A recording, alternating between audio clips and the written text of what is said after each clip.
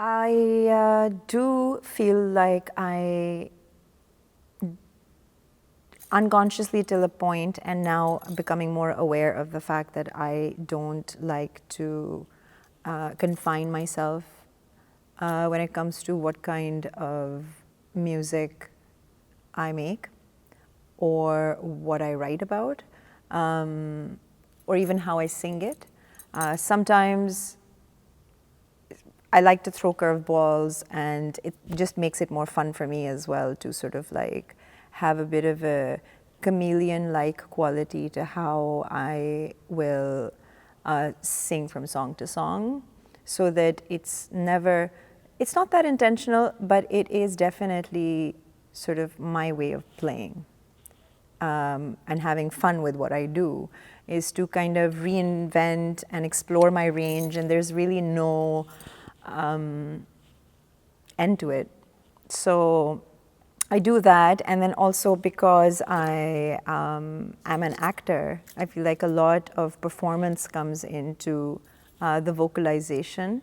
So a lot of expression and tone, and just going from one vocal tone to another, or lots of different sort of like a certain role-playing quality, which as far as vocalizing is concerned, I have noticed along the way that I do that, and I enjoy it a lot. So the music itself, as far as genres are concerned, I've done so many by now that I think it's become obvious to audiences as well that I'm clearly not sticking to one, but just like the vocal tones, it makes it a lot more fun for me. So I do genre bending stuff. Sometimes it's kind of hard to define what exactly it is as well. People have used all sorts of words. I mean, I've heard rock, pop, Sufi, ghazal, rap. That's something I've been doing in recent years as well. So folk, of course, my roots are Sufi folk music. That's how I started. I mean, that's a lot. So I do all of that. So that approach of like wondering or designing or planning, maneuvering what's to come, whether creatively or professionally, career-wise, is very contradictory to my philosophy. I like to stay very, very anchored in the present, and I actually don't plan the future at all. I always have a list of things that I would love to see happen, but they're very broad, very malleable, very sort of like can just easily flow into these things when they come about, and I'm like ready for them. And I always have this like very exciting, childlike curiosity about what's going to happen next. Like I feel like since I was a very young child, I've always had this tendency to be excited about what's about to happen, not knowing at all, not having any clues or inclinations or anything that I have done to make anything, happen. Having said that, I am very action-oriented. So in the present moment, you'll find me doing a million different things. I do a lot. I actually thrive under like sporadic bursts of productivity, and I will always have just a list of things that I'm working on, but they're all in the present. And I feel like just being in the flow state in the present is what has always worked for me, and I don't feel like I'm going to change that, or maybe I'm not even able to change. I'm not even, I wouldn't even know how. And I feel like it's a very liberating thing to live like this. personally. It saves you from a lot of anxiety. It saves you from a lot of frustration, disappointment. Just, I expect good things. And in the moment, I always find myself creating and doing things which the incentive and the motivation behind doing anything that I'm doing in the present at any given time is always, am I having fun with this? Am I having a good time with this?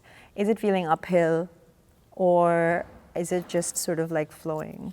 So that can, like give a very good indication of whether something is meant to be or it's not.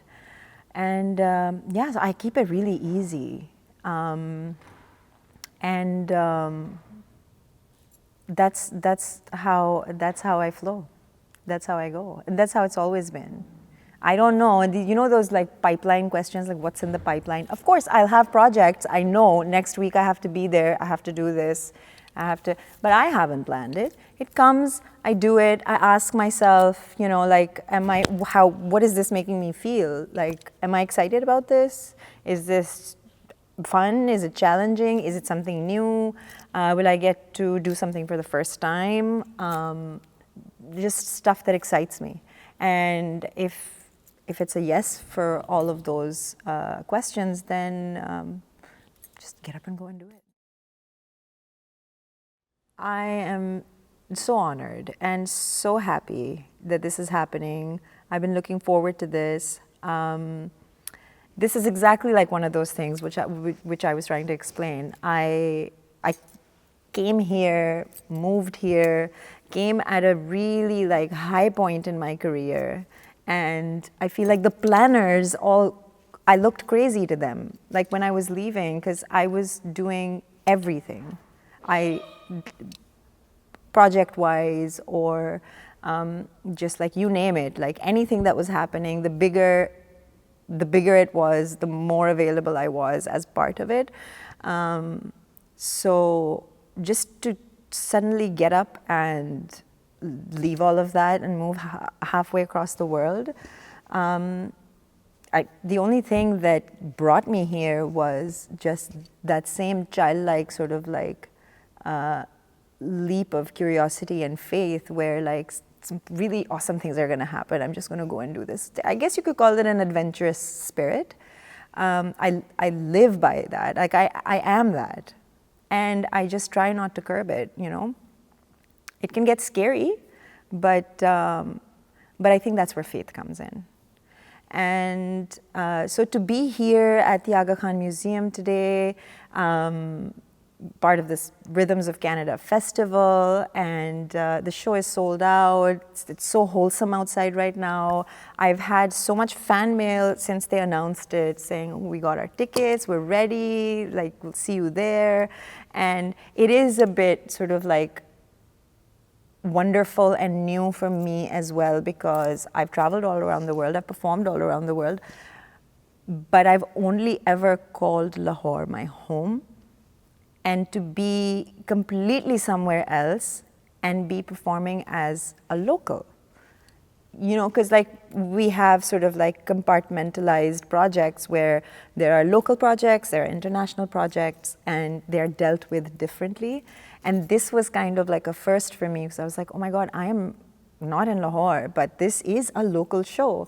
So it kind of like struck me as a great big new beginning.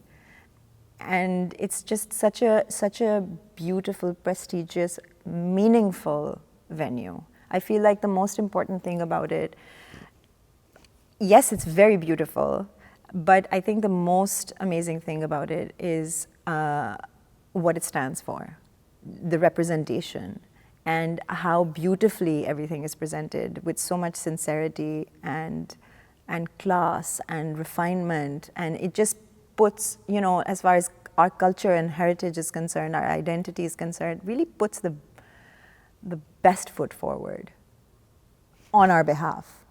So extremely pleased to be here, totally. Post-pandemic, I did one big show in Lahore in the winter. That's it. So this is going to be, you know, like in, I would say, what, 2.5 years is going to be my second time on stage, which is crazy because that's not what any of us are used to. So I am very excited. I mean, a performer is really alive when they're on stage. It's like that thing where, you know, if a tree fell in the forest, did it make a sound if nobody was there to hear it? So what good is a performer if there's nobody, you know, if, without an audience, like what are we? Total like identity crisis. Because like sitting at home and just all of this stuff coming out of you to be expressed, but like where is it? You're just putting it out there and there's nobody to receive it. So so I'm really excited. It feels really good to be back on stage. That's really the purpose of a performer. And live performances can be so electrifying. It's really very different from shooting, recording, you know, releasing, time in the studio, completely different things. So I am really happy to be back sharing energy in one space with so many listeners. That's what makes live performances so great.